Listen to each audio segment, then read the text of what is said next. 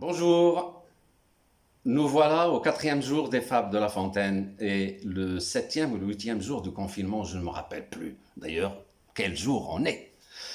Donc, ce confinement, il faut peut-être que j'insiste là-dessus, il faut qu'on reste chez nous.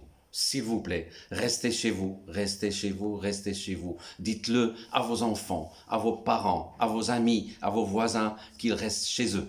Parce qu'aujourd'hui, à partir d'aujourd'hui, on est en train de passer à un autre cap, beaucoup plus grave, beaucoup plus important, beaucoup plus dangereux. Et c'est périlleux de mettre en danger la vie de tous et de tout un chacun en sortant et en brisant le confinement. S'il vous plaît, restez chez vous.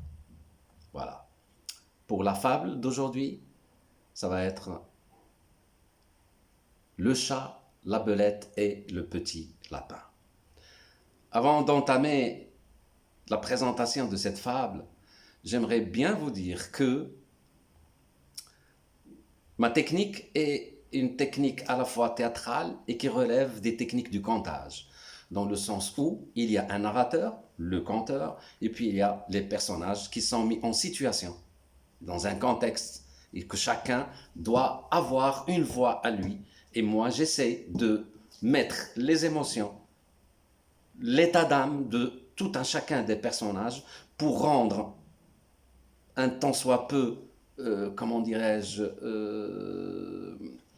agréable et en même temps avec une certaine véracité le caractère de chacun des personnages. Voilà, donc c'est une lecture à la fois polyphonique et à la fois théâtrale, et en même temps c'est un récit qui relève des techniques de la narration tout à fait ordinaires. Merci et bonne fable. Le chat, la belette et le petit lapin. Du palais d'un jeune lapin, d'un belette un jour, un beau matin s'empara.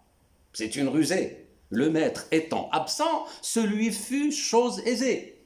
Elle porta chez lui ses pénates un jour qu'il est allé faire à l'aurore sa cour parmi le thym et la rosée. Après qu'il eut brouté, trotté, fait tous ses tours, Jeannot Lapin retourne au souterrain séjour. La belette avait mis le nez à la fenêtre. « Ô Dieu hospitalier, que vois-je ici paraître ?» dit l'animal chassé du paternel logis. « Oh là, madame la belette, que l'on déloge sans trompette ou je vais avertir tous les rats du pays. » La dame, au nez pointu, répondit: « La terre, monsieur, est au premier occupant. C'est un beau sujet de guerre qu'un logis où toi-même tu n'entres qu'en rampant.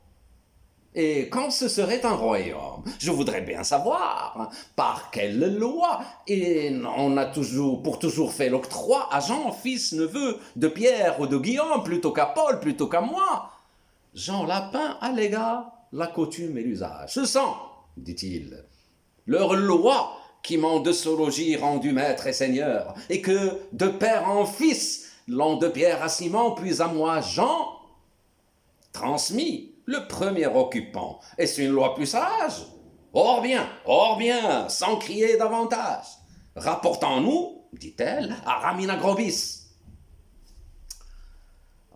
Raminagrobis, c'était un chat, vivant comme un dévot, ermite, un chat faisant la chatemite, un saint homme de chat fourré, bien fourré, gros et gras, arbitre expert sur tous les cas. Jean Lapin l'agrée pour juge. Les voilà tous deux arrivés devant sa majesté fourrée.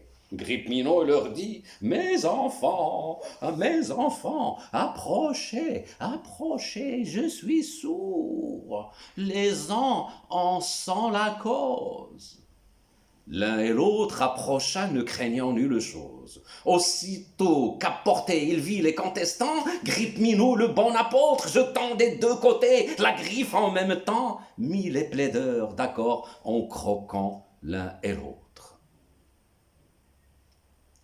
Ceci ressemble fort au débat quand parfois les petits souverains se rapportant aux grands. Merci et à demain.